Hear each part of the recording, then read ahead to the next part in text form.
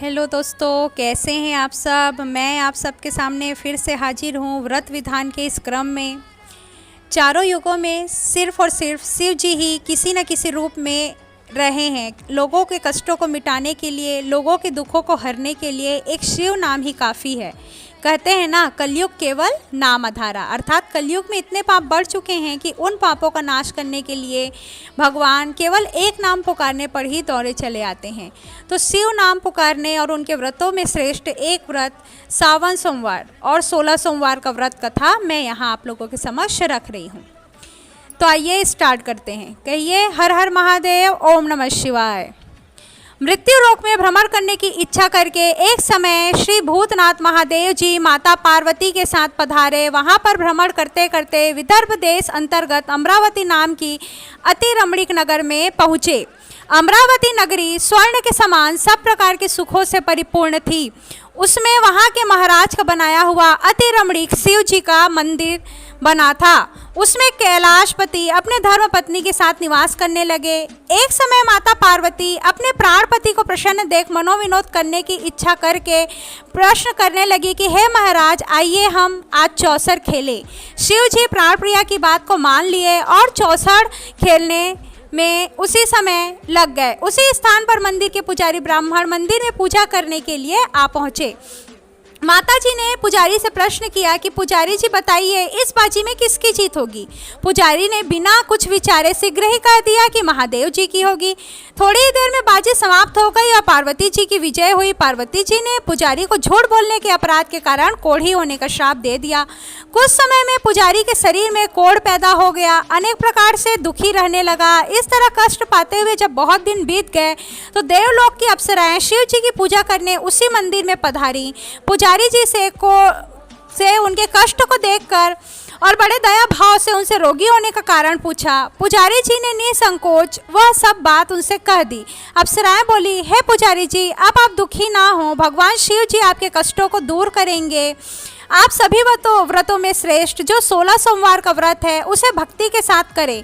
तब पुजारी जी ने अप्सराओं के सामने हाथ जोड़कर विनम्र भाव से 16 सोमवार की व्रत विधि पूछने लगे। वे बोली, जिस दिन सोमवार हो उस दिन स्वच्छ वस्त्र पहने, सुबह उठें, आधा सेर अच्छे गेहूं का आटा ले, उसके 3 अंगा बनावें और घी, गुड़, नैवेद्य, पुंगी फल, बेलपत्र, जोड़ा, चंदन, अक्षत, पुष्प आदि द्वारा प्रदोष काल में भगवान का विधि से पूजन करें। तत्पश्चात 3 अंगों में से एक शिव जी को अर्पण करें और बाकी 2 को शिव जी की प्रसादी समझकर उपस्थित जनों में बांट दें और आप सभी भी प्रसाद पावें। इस विधि से 16 सोमवार व्रत करें। तत्पश्चात 17वें सोमवार के दिन पाव सेर पवित्र गेहूं के आटे की बाटी बनावें, उसमें तदनुसार घी और गुड़ मिलाकर चूरमा बनावें और शिव जी का भोग लगाकर उपस्थित भक्तों में बांटें। पीछे आप सकुटुंब प्रसाद लेवें तो भगवान शिव जी की कृपा से आपके सारे मनोरथ पूर्ण हो जाएंगे। ऐसा कहकर ब्राह्मण बहुत ही दुखी दिल से उस 16 सोमवार के व्रत को प्रारंभ करें और अप्सराएं फिर स्वर्ग चली गईं। ब्राह्मण ने यथाविधि 16 सोमवार व्रत पूर्ण किया और रोग मुक्त होकर आनंद से रहने लगे। कुछ दिन बाद जब फिर शिव जी और पार्वती उस मंदिर में आए तब पुजारी को निरोग देख पार्वती ने पुजारी से रोग मुक्ति का कारण पूछा तो पुजारी ने 16 सोमवार की व्रत कथा कह सुनाई। पार्वती जी ने अति प्रसन्न हो ब्राह्मण से व्रत विधि पूछकर स्वयं भी व्रत की, जिससे उनके रूठे हुए कार्तिकेय पुत्र स्वयं माता के आज्ञाकारी हुए। कार्तिकेय जी को अपने विचार परिवर्तन का रहस्य जानने की इच्छा हुई और वे माता से बोले, हे माता जी, आपने ऐसा कौन सा उपाय किया जिससे मेरा मन आपकी ओर आकर्षित हुआ। तब पार्वती जी ने 16 सोमवार की व्रत कथा उनको कह सुनाई। यह सुनते ही कार्तिकेय जी ने भी सोचा कि वह भी 16 सोमवार का व्रत रहेंगे। उनके प्रिय मित्र ब्राह्मण बहुत दुखी दिल से परदेश गए थे। उनसे मिलने की उनकी बहुत इच्छा थी। इसी कामना के साथ उन्होंने 16 सोमवार का व्रत रखा और एक दिन अपने मित्र के साथ उनकी मुलाकात हो गई। मित्र ने इस आकस्मिक मिलन का भेद कार्तिकेय जी से पूछा तो वह बोले, मित्र, हमने तुम्हारे मिलन की इच्छा से ही 16 सोमवार का व्रत किया था। अब तो ब्राह्मण मित्र को भी अपने विवाह की बड़ी इच्छा हुई। कार्तिकेय जी से व्रत की विधि पूछी और यथा विधि व्रत किया। व्रत के प्रभाव से जब वह किसी कारणवश विदेश गया तो वहां के राजा की लड़की का स्वयंवर था। राजा ने प्रण किया था कि जिस राजकुमार के गले में हथनी माला डालेगी उसी के साथ अपनी प्यारी पुत्री का विवाह कर दूंगा। शिव जी की कृपा से ब्राह्मण भी स्वयंवर देखने की इच्छा से राज्यसभा में एक और बैठ गए। नियत समय पर हथनी आई और उसने जयमाला उस ब्राह्मण के गले में डाल दी। राजा की प्रतिज्ञा अनुसार बड़ी धूमधाम से कन्या का विवाह उस विप्र के साथ कर दिया गया और विप्र को बहुत सारा धन और सम्मान देकर संतुष्ट किया। विप्र सुंदर कन्या पाकर सुख से जीवन व्यतीत करने लगे। एक दिन राजकन्या ने अपने पति से प्रश्न किया कि हे प्राणनाथ, आपने ऐसा कौन सा भारी पुण्य किया जिसके प्रभाव से हथनी ने सभी राजकुमारों को छोड़कर आपको वरण किया। ब्राह्मण बोले, हे प्राण प्रिय, मैंने मित्र कार्तिकेय जी के कथा अनुसार 16 सोमवार का व्रत किया जिसके प्रभाव से मुझे तुम जैसी स्वरूपवान लक्ष्मी प्राप्त हुई। व्रत की महिमा को सुनकर कन्या को बड़ा आश्चर्य हुआ और वह भी पुत्र की कामना से व्रत करने लगी। शिव जी की दया से उसके गर्भ में एक विद्वान पुत्र उत्पन्न हुआ। माता पिता दोनों पुत्र को पाकर प्रसन्न हुए और उसका पालन भली प्रकार से करने लगे। जब पुत्र समझदार हुआ तो एक दिन अपनी माता से प्रश्न किया, माता, आपने ऐसा कौन सा तप किया था जो मुझे आपने अपने गर्भ से उत्पन्न किया। माता ने 16 सोमवार व्रत को विधि सहित पुत्र के सम्मुख रख दिया। पुत्र ने ऐसे सरल व्रत को और सबके मनोरथ को पूर्ण करने वाला सुना तो उसने राज्याधिकार पाने की इच्छा से यह सोमवार का यथाविधि व्रत करने लगा। उसी समय एक देश के वृद्ध राजा के दूतों ने आकर उसको एक राजकन्या के लिए वरण किया। राजा ने अपनी पुत्री का विवाह ब्राह्मण युवक के साथ करके बड़ा सुख प्राप्त किया। वृद्ध राजा के देवलोक जाने पर यही ब्राह्मण बालक गद्दी पर बिठाया गया क्योंकि दिवंगत भूप के कोई पुत्र नहीं थे। राज्य का अधिकारी होकर भी वह ब्राह्मण पुत्र अपने 16 सोमवार व्रत को करता रहा। जब 17वां सोमवार आया तो विप्रपुत्र ने अपनी प्रियतमा से पूजन सामग्री लेकर शिवालय में चलने को कहा, परंतु राजकन्या ने दासियों द्वारा सब सामग्री शिवालय भिजवा दी पर आप नहीं गई। अब राजा ने शिव जी का पूजन समाप्त किया तब एक आकाशवाणी हुई कि हे राजा, इस रानी को राजमहल से निकाल दो, नहीं तो यह तुम्हारा सर्वनाश कर देगी। वाणी सुनकर राजा तत्काल मंत्रणा गृह में जाकर अपने सभासदों को बुलाकर पूछने लगे कि मंत्रियों, मुझे आज शिव जी की वाणी हुई है कि तू अपनी इस रानी को निकाल दे, नहीं तो यह तेरा सर्वनाश कर देगी। मंत्री आदि सभी बड़े दुख में डूब गए क्योंकि जिस कन्या के कारण यह राज्य मिला है राजा उसी को निकालने की बात करता है, परंतु राजा ने उसे घर से निकाल ही दिया। रानी भाग्य को कोसते हुए नगर के बाहर आए, बिना पद त्राण, फटे वस्त्र पहने, भूख से दुखी धीरे धीरे चलकर एक नगर में पहुंची। वहां एक बुढ़िया सूत काटकर बेचने जाती थी। रानी की करुण दशा देखकर वह बोली, चल तू मेरा सूत बिकवा दे, मैं वृद्ध हूँ, भाव नहीं जानती हूँ। ऐसी बात सुनकर रानी ने सूत की गठरी उतार कर अपने सिर रखी। थोड़ी देर में ऐसी आंधी आई कि सूत की पोतली सहित उड़ गई। बेचारी बुढ़िया पछताते रह गई और रानी को अपने पास से दूर रहने को कह दिया। अब रानी एक तेली के घर गई तो तेली के सारे मटके शिव जी के प्रकोप के कारण उसी समय चटक गए। ऐसी दशा देख तेली ने भी रानी को अपने घर से निकाल दिया। इस प्रकार रानी अत्यंत दुख पाती हुई सरिता के तट पर गई तो सरिता का समस्त जल सूख गया। तत्पश्चात रानी एक वन में गई। वहां जाकर सरोवर की सीढ़ियों में उतरकर पानी पीने को गई। उसके हाथ के जल स्पर्श होते ही इस सरोवर का नीलकमल के समान जल असंख्य कीड़ों से भर गया। रानी बेचारी भाग्य पर दोषारोपण करते हुए उस जल को ही पीकर प्यास बुझाई। पेड़ की शीतल छाया में विश्राम करना चाहा, पर वह रानी जिस पेड़ के नीचे जाती उस पेड़ के पत्ते तत्काल ही गिर जाते। अपने वन सरोवर जल की ऐसी दशा देखकर वहां के ग्वालों को अपनी गायों को चारा और पानी ना मिलता देख बहुत ही दुख हुआ।